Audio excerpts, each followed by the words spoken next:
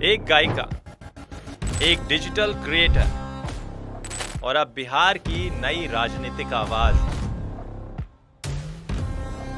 पर सवाल ये है, आखिर कुंडली में ऐसा क्या था जिसने मैथिली ठाकुर को ये रॉकेट राइज दिया है? क्या यह शनि का राशि परिवर्तन था, गुरु की वीआईपी दृष्टि या राहु का अनप्रेडिक्टेबल फोर्स?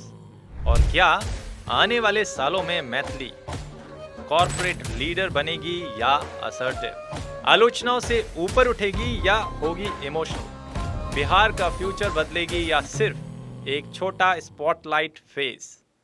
इस वीडियो में हम उनके हर ग्रह, हर योग और हर मनोवैज्ञानिक पैटर्न की गहराई से पड़ताल करेंगे। तो पहला सवाल, कौन सा ग्रह, गोचर शनि का राशि परिवर्तन, गुरु की दृष्टि या राहु का प्रभाव इस परिणाम को समझने में अधिक महत्वपूर्ण है? दोस्तों, मैथिली ठाकुर की हाल ही में मिली सफलता को केवल अचानक कहना उचित नहीं होगा।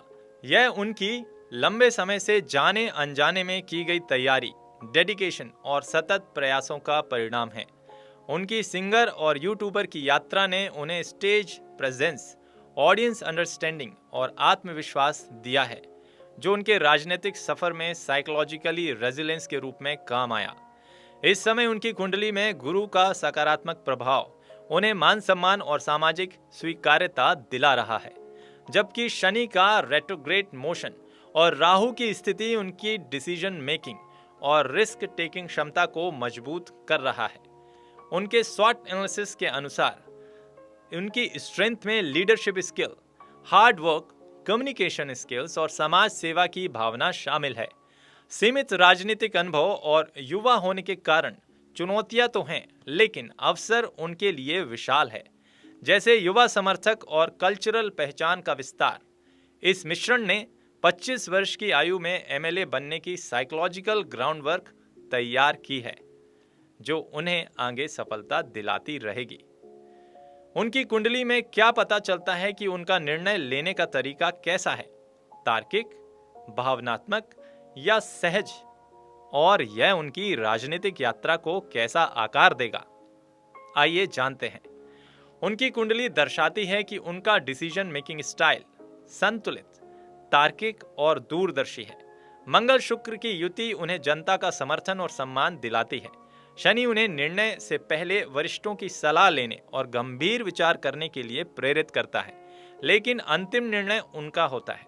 बुध उन्हें तार्किक सोच देता है, शनि दूरदृष्टि, मंगल उन्हें लक्ष्य पर टिके रहने की शक्ति देता है। संक्षेप में, बुध से तार्किक सोच, गुरु शनि से दूरदृष्टि और विवेकपूर्ण निर्णय क्षमता, सभी को सुनकर अपने मन की उचित समझ से निर्णय लेना और अधिकतर मामलों में समाज के हित में टू बी को चुनना उनकी शैली है।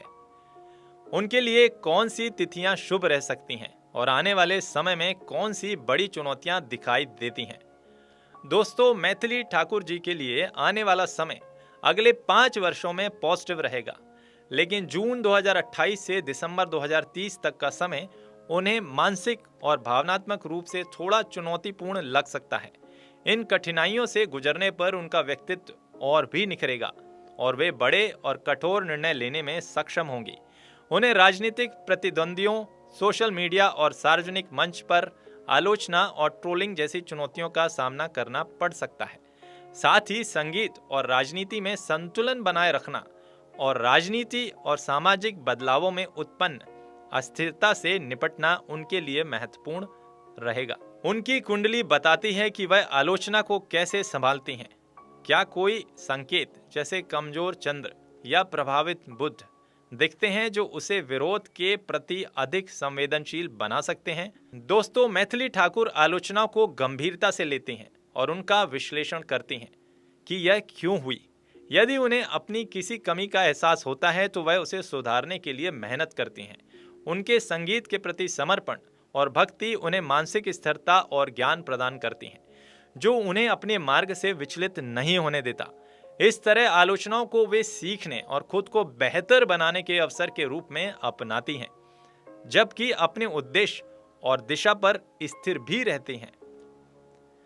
क्या उनका करियर लंबे समय तक स्थिर दिखाई देता है? या यह केवल कुछ समय की चमक भर हो सकता है। मैथिली ठाकुर की कुंडली में चंद्र मंगल का परिवर्तन योग उन्हें महत्वाकांक्षी और दूरदर्शी बनाते हैं। सही समय पर लिए गए निर्णय उनके करियर को लंबे समय तक स्थिर रखेंगे। उनके कुंडली में चंद्रमा का भरणी नक्षत्र में होना उन्हें लंबे समय तक प्रशासन और राजनीति से जोड़े रखेगा। उनका सफर केवल क्षणिक चमक नहीं बल्कि सतत विकास की राह पर है। इस दौरान उनके द्वारा किए जाने वाले सामाजिक कार्य और समाज के उत्थान के प्रयास हमेशा महत्वपूर्ण रहेंगे और संगीत तथा साधना उनके जीवन और करियर का आधार बनी रहेगी। क्या वह अधिक सहयोगी नेता बनेंगी या एक दृढ़ संकल्पित प्रकार की नेता होंगी?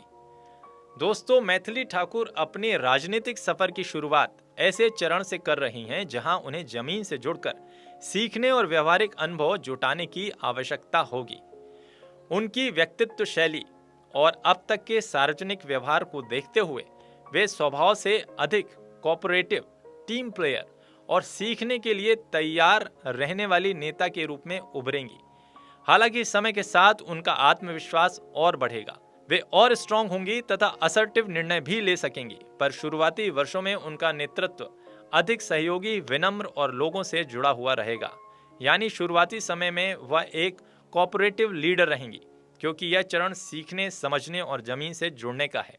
लेकिन लंबे समय में वह धीरे धीरे एक स्ट्रांग विल्ड, स्पष्ट निर्णय वाली और दृढ़ इच्छा शक्ति वाली नेता के रूप में विकसित होंगे। साथ ही उनकी कुंडली और व्यक्तित्व यह संकेत देते हैं कि उन्हें सीधे राजनीतिक टकराव की बजाय एडमिनिस्ट्रेटिव और व्यवस्थित तरीके से काम करना अधिक पसंद आएगा। इसलिए वे राजनीति से अधिक प्रशासनिक भूमिकाओं में अपनी क्षमता बेहतर दिखाएंगे। उनके नेतृत्व में बिहार का भविष्य कैसा होगा? बिहार का भविष्य मैथिली ठाकुर जी के नेतृत्व से और भी प्रेरक दिखाई देता है। उन्होंने अपने आचरण और संदेशों से यह सिद्ध किया है कि यदि लगन सच्ची हो, मन निर्मल हो और भावनाएं पवित्र हों तो सफलता अवश्य प्राप्त होती है।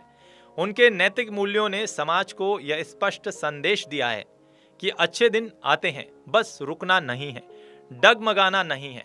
उनकी सोच सरल है, एक दिशा को साध लो, बाकी दिशाएं स्वयं संवर जाती हैं। आने वाले समय में उनका ध्यान अपने क्षेत्र की वास्तविक समस्याओं के समाधान से शुरू होकर पूरे बिहार को एक नई, आधुनिक और सांस्कृतिक रूप से जुड़ी हुई पहचान देने पर रहेगा। उनका यह संतुलित दृष्टिकोण बिहार की उन्नति के लिए एक मजबूत आधार स्थापित करेगा।